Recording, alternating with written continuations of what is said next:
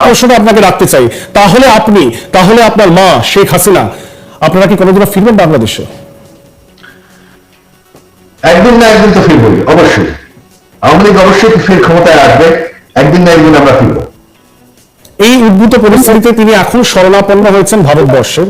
ভারত অবশ্যই বন্ধু রাষ্ট্র এবং আপনাদের পরিবারের সাথে ভারতের যে রাজনৈতিক মহলে যে শীর্ষ নেতৃত্ব তাদের একটা অনেক দিনের ঐতিহাসিক সখ্যতা রয়েছে।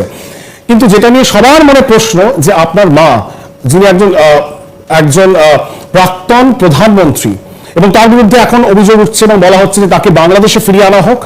তিনি তার বিরুদ্ধে অনেক অভিযোগ এই মুহূর্তে আনা হচ্ছে।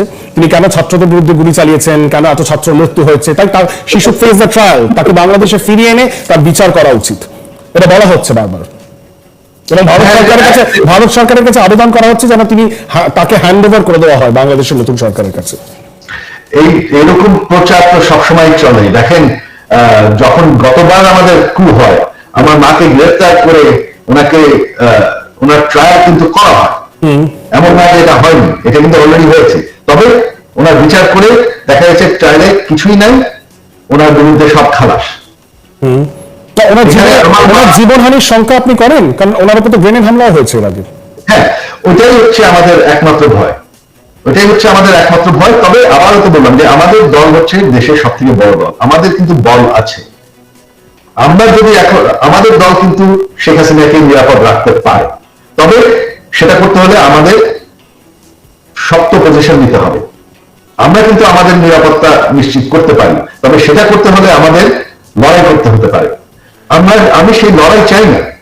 আমি কিন্তু এইটা একটু সবাইকে একটু জানাতে চাই, বিশ্বকে জানাতে চাই যে আপনারা যদি মনে করেন যে আওয়ামী লীগ মরে গেছে, আওয়ামী লীগ মরে নাই, আপনারা যদি মনে করেন যে আওয়ামী লীগের কোনো সাপোর্ট নাই, সেটা কিন্তু ঠিক না। আপনি আওয়ামী লীগের কর্মীদেরকে কি বার্তা দেবেন? যারা দেখছেন এই মুহূর্তে, অনেক মানুষ দেখছেন, বার্তাটা কি দেবেন তাদেরকে? কারণ তারা তো মার খাচ্ছেন এই মুহূর্তে বাংলাদেশে। আমরা তাদেরকে ঠেকে রেখেছি যে তোমাদের উল্টা মারামারি করার দরকার নেই। আস্তে আস্তে দেখবেন, সময়তে আপনারা দেখবেন কি হবে। তারা তো প্রাণহানি পর্যন্ত হচ্ছে, তাদেরকে তো বাঁচাবার কেউ নেই, তাদের প্রাণহানি হচ্ছে। শীর্ষ নেতৃত্ব তো বাংলাদেশে নেই, আপনি আছেন আমেরিকা, আপনার মা রয়েছেন ভারতবর্ষে। না, আপনি যদি এখন দেখেন আজকে থেকে কিন্তু তাদের উপর হামলা অনেকটা কমে গেছে, কারণ আমাদের নেতা কর্মীরা এখন নিজেদের নেতাদের পাহারা দিচ্ছে। তারা নিজেদেরকে সংগঠিত করতে পারছেন। হ্যাঁ, সংগঠিত হচ্ছে। শেখ হাসিনা এরপর কোথায় যাবেন, তার অভিমুখটা কোথায়? আমরা তো শুনছি লন্ডন আপনাদেরকে অ্যাসাইলাম দিতে রাজি নয়, আমেরিকা ভিসা ক্যান্সেল করে দিয়েছে বলে আমার একটা খবর পাওয়া যাচ্ছে। আমরা ঠিক জানি না উনি কি ফিনল্যান্ডে যাবেন, উনি কি স্ক্যান্ডিনেভিয়ান দেশগুলিতে যাবেন, উনি যাবেন কোথায়? এই বিষয়ে আপনার যতগুলো খবর ছড়ছে এগুলো সম্পূর্ণ গুজব। তিনি এখন পর্যন্ত কোথাও অ্যাপ্লাই করেন নাই, ইউকেতে অ্যাপ্লাই করেন নাই, আমেরিকাতে অ্যাপ্লাই করেন নাই, ফিনল্যান্ডে অ্যাপ্লাই করেন নাই, তিনি কোথাও অ্যাপ্লাই করেন নাই অ্যাসাইলামের জন্য। ওনার এই পর্যন্ত কোনো পরিকল্পনা নাই কোথাও যাওয়ার। ওনার উদ্দেশ্য হচ্ছে অতি শীঘ্রই বাংলাদেশে ফিরে যাওয়া, রাজনীতি করার জন্য বা রিটায়ার করার জন্য, বা তিনি চান বাংলাদেশে ফিরে যেতে।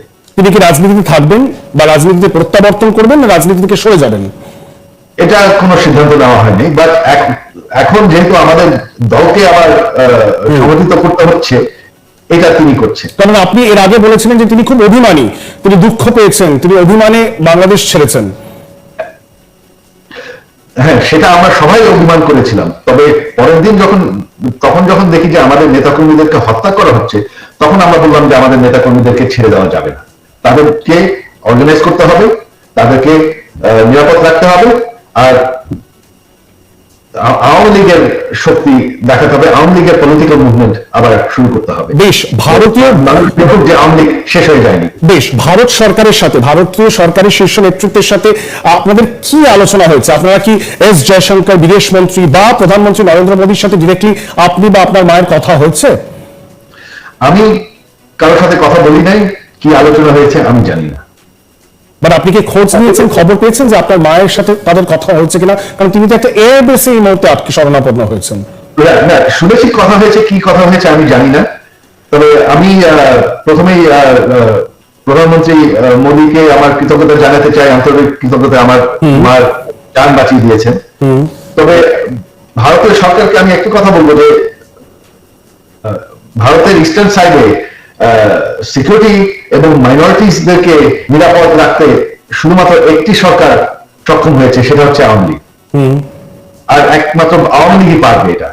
আওয়ামী লীগ একমাত্র গ্যারান্টি আপনারা যদি চান যে বর্ডার সিকিউর থাকবে আর হিন্দুরা, বাংলাদেশের হিন্দুরা সিকিউর থাকবে, একমাত্র গ্যারান্টি আছে যদি আওয়ামী লীগ ক্ষমতায় থাকে। আর সেটার জন্য কিছু প্রয়োজন নেই, সেটার জন্য শুধুমাত্র প্রয়োজন যে একটা নির্বাচন এবং একটা ফ্রি অ্যান্ড ফেয়ার নির্বাচন, যেখানে আওয়ামী লীগের উপর আর হামলা না করা হয়। যে দেশ ইলেকশন হয়, আমি কনফিডেন্ট যে আওয়ামী লীগ এখন আবার দেশ, আপনার দেশ, আমাদের পার্শ্ববর্তী দেশ, সেই দেশের তৈরির মুহূর্তে ভারত পাশে ছিল। আজও আপনার পরিবার এবং আপনার পরিবারকে শরণাপন্ন ভারতে আপনারা হয়েছেন এবং ভারত সরকার সেই সাহায্য করছে, কিন্তু ভারতের যে অ্যাক্টিভ সাহায্যের কথা আপনি বলছেন সেটা কি আপনারা পেয়েছিলেন এই বিগত সময় যখন ক্রাইসিসটা চলছিল, নাকি সেটা পাননি বলেই আজকে এই সরকারটা পড়ে গেল? না, তখন মানে এই সিচুয়েশন, আমার মার উপর আক্রমণ হওয়ার আগ পর্যন্ত, তো মানে গণভবনে আক্রমণ হওয়ার আগ পর্যন্ত ভারতের এখানে কোনো ইনভলভমেন্ট ছিল না। আমার সিকিউরিটি নিয়েই শুধুমাত্র ইনভলভমেন্ট আছে এই পর্যন্ত, আর কি হচ্ছে না হচ্ছে আমি কিছু জানি। আপনি কি আশঙ্কিত? এটা হচ্ছে আমার দাবি ভারতীয় সরকারের প্রতি। আপনি কি ওনার সুরক্ষা নিয়ে, আপনার মায়ের সুরক্ষা নিয়ে আশঙ্কিত? না, বর্তমানে না, ভারতে তিনি অবশ্যই, ভারতে নয়, বাট আমি বলছি আগামী দিনে, ভবিষ্যতে এটা আমাদের নিশ্চিত করতে হবে। লক্ষ লক্ষ যে হিন্দু পরিবার যারা বাংলাদেশে অবস্থান করছেন, যারা বাংলাদেশে রয়েছেন, বাংলাদেশি নাগরিক, তাদের কি হবে? কারণ আমরা এখনো শুনছি কিছু কিছু অঞ্চল রয়েছে বর্ডারে, পশ্চিমবঙ্গের সাথে যেসব বর্ডার অঞ্চলগুলি রয়েছে সেখানে তারা আসছেন এবং তারা বলছেন যে ভারতে আশ্রয় দেওয়া হোক, এবং এটা নিয়ে ভারতীয় যে প্রশাসন তারা খুব উদ্বিগ্ন।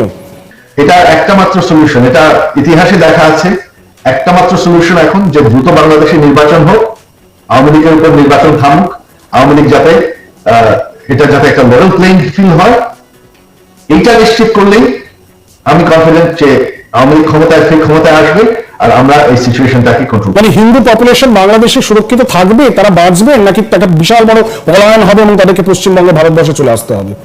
এটা তো আওয়ামী লীগ যদি ক্ষমতায় ফিরে আসে তাহলে আমি নিশ্চিত বলতে পারবো তারা নিরাপদ থাকবে। আওয়ামী লীগ ক্ষমতায় না থাকলে কিভাবে